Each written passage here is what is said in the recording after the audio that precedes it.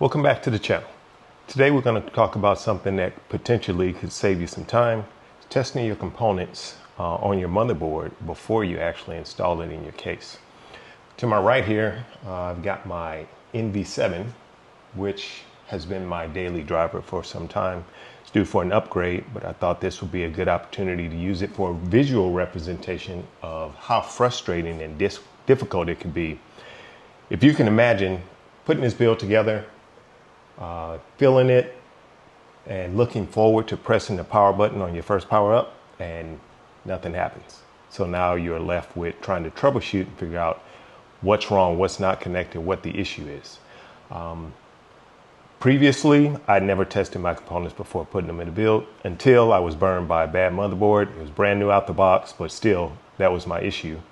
And unfortunately, it was on a build similar to this with a custom loop, which meant now I have to drain the loop, remove all the tubes, get in there, figure out what the problem is. Supplies you'll need for this project: motherboard.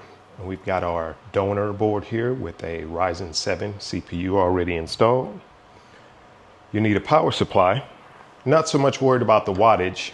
What I am concerned with is if you have a modular power supply, you want to make sure you use the cables that came with that modular power supply. If not, you try to mix and match cables. It can run into other issues. Subject for another video. We got a couple of sticks of RAM. We got our 4060 Ti we're going to use just for demonstration purposes.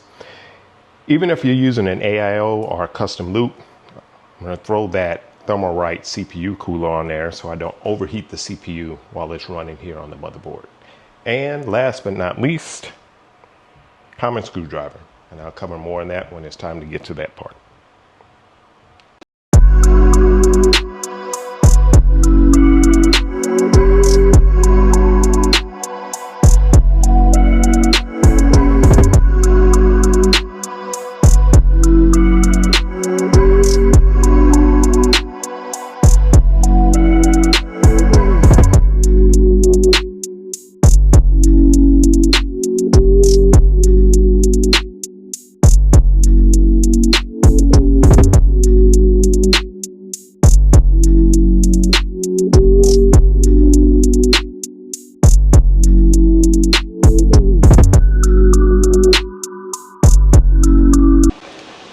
A lot of people use one stick of RAM when they're testing the motherboard or trying to get that first boot up.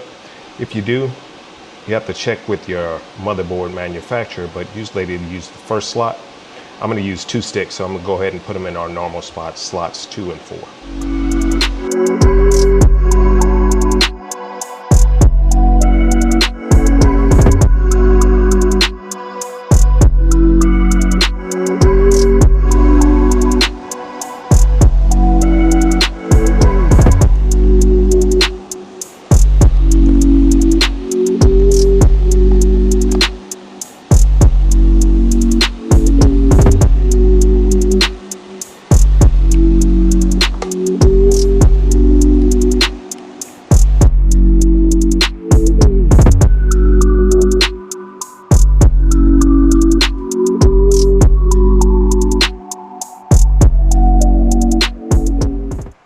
Okay, there you have it.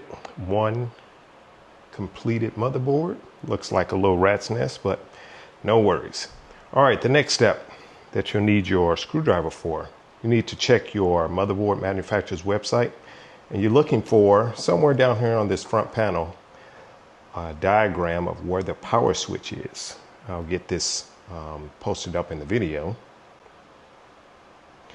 But I know for this particular one, it's the JFP1 header, pins 6 and 8. And all I have to do is take a screwdriver and touch those 2 pins. And there you go. We have power to our GPU. Our CPU fan is working. We got power to our RAM. Motherboard is running through its post test.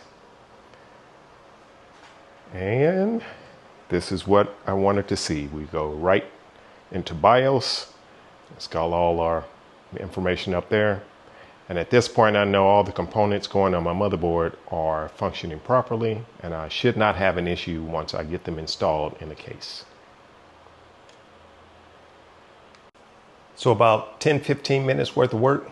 And like I mentioned before, I now know all of this works. So at this point, I can turn my power supply off, disconnect my power cables, take this, transplant it over into a case. If I'm using an AIO, I simply take off my air cooler and put that on. If I'm doing a water block, same thing. But again, I know I won't have an issue. And that saves me from a further issue down the line, instead of having everything put together and then I have to take it all apart. So I hope some of you find this helpful. And as always, thanks for watching.